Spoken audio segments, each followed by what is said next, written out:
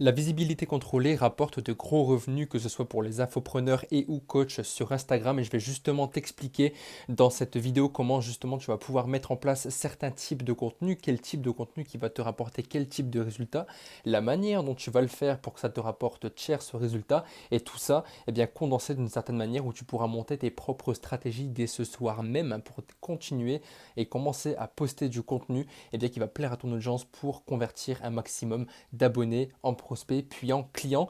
Et donc, le but étant d'être clair premièrement sur sa stratégie de contenu. Et en étant clair sur sa stratégie de contenu, il faut d'abord mettre toutes les fonctionnalités alignées dans le bon ordre pour que ce soit cohérent d'un point de vue stratégie de contenu. Ça veut dire que tout ce que tu dois poster doit avoir un lien de près ou de loin avec ce que tu es en train de faire d'un point de vue marketing dans ton business.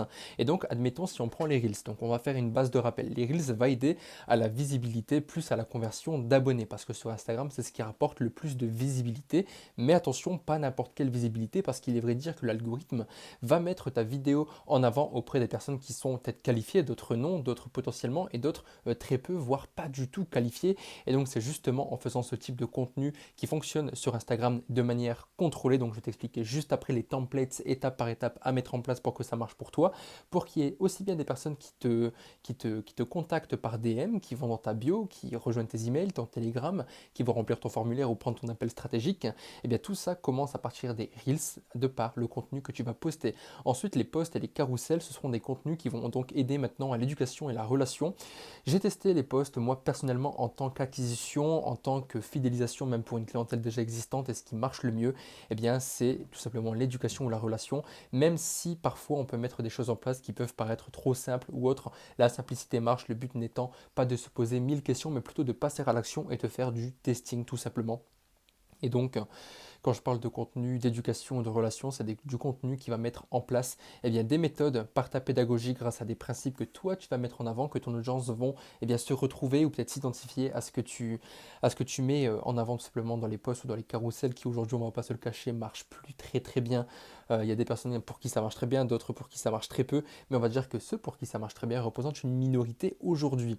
Les stories à la une, par contre, c'est la fonctionnalité la plus importante d'Instagram dans le sens où elle va vraiment t'apporter, elle va vraiment t'aider à creuser sur la facette qui va le plus t'aider à vendre et le plus t'aider à avoir des clients. J'ai nommé l'autorité.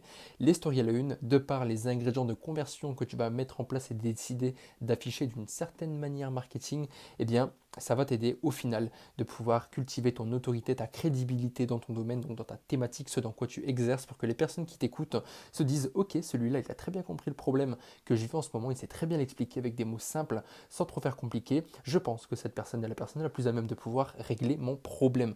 Et si tu arrives à un tel résultat, eh bien c'est banco pour toi. Les stories, elles vont servir à la conversion, c'est-à-dire que tu vas mettre des stories en place où tu vas mettre un hook puis un développement d'un conflit que tu as dans ton business pour essayer d'avoir la cohérence, tu sais, pour permettre l'identification, que ton audience se dise ok, bah ce problème-là, moi en tant que coach, eh bien je l'ai, donc je vais écouter, voir un petit peu ce qu'il raconte, voir la solution qu'il offre à propos de ce problème-là. Et donc les personnes qui vont consommer ta story, au final, ils vont avoir la solution, et s'ils sont OK avec ça, et avec ta manière d'agencer les choses avec ta solution, ta pédagogie, mais ils vont tout simplement passer à l'action sur ta story, appel à l'action, qui va donc mettre fin au groupe de story que tu as mis en place. Et les DM qui font donc servir à l'acquisition et à la qualification, donc pour une stratégie de prospection, ou alors une stratégie selon laquelle dans tes contenus, tu mets des appels à l'action vers tes DM, justement. Les onglets principal et favoris, donc l'onglet que tu peux regarder tout en haut à gauche, l'onglet principal pour les personnes qui sont, admettons, prospects, et l'onglet favori pour les personnes qui sont, admettons, un petit peu plus que prospects, voire même clients. Comme ça te permet de séquencer les personnes que tu suis, de séquencer les personnes, ton audience, les personnes de ton audience pour tout simplement interagir avec eux et mener à bien tes stratégies de conversion. Et donc, il y a différents contenus pour différents objectifs. Les différents contenus vont être d'ordre ludique, d'ordre didactique, d'ordre divertissant ou même d'ordre informationnel. Tous ces différents types de contenus vont justement t'aider à, on va dire, avoir une audience qualifiée de par la manière dont toi tu vas agencer ton contenu. Ensuite, on a du contenu de relation et du contenu de cohérence. Alors du coup, par définition, le contenu de relation, c'est du contenu qui va justement venir favoriser l'intérêt que porte ta nouvelle audience. Ça veut dire qu'il y a des personnes qui sont là depuis longtemps, d'autres depuis moins longtemps. Et ces personnes-là qui font donc partie du groupe de ceux qui te suivent depuis le moins longtemps auront besoin du contenu de relation pour tisser des liens émotionnels avec toi. Et donc, les ingrédients qui vont favoriser ce contact émotionnel, ça va être ton marketing et ta communication personnelle, donc ta communication de base, donc avec ton personal branding, la manière dont toi tu vois les choses, ta vision, tes principes, tes valeurs, tes règles, ta motivation, ce que tu peux apporter, donc la valeur et la manière dont tu vas l'apporter avec la pédagogie.